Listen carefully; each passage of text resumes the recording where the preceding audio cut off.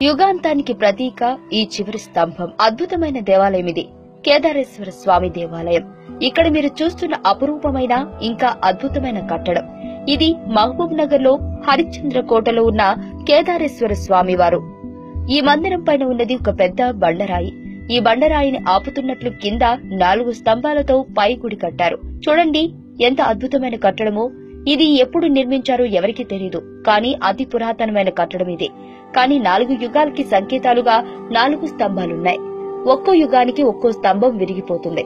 ఇప్పుడు మనం కలియుగంలో ఉన్నాం కనుక ఈ పెద్ద బండరాయి ఒక స్తంభం పైన మాత్రమే ఉంది. ఎప్పుడు అయితే ఆ స్తంభం కూడా పతనమవుతుందో, అంటే విరిగిపోతుందో, అప్పుడు ఆ రోజున కలియుగానికి ఆఖరి రోజుగా నిర్ధారించారు.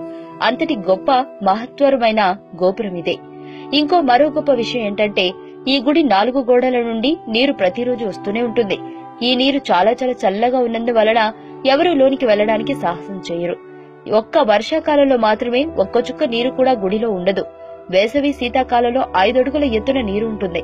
వర్షాకాలంలో చుక్క నీరు కూడా ఉండకపోవడం గమనార్థం. అంతా మహాశివుని లీల.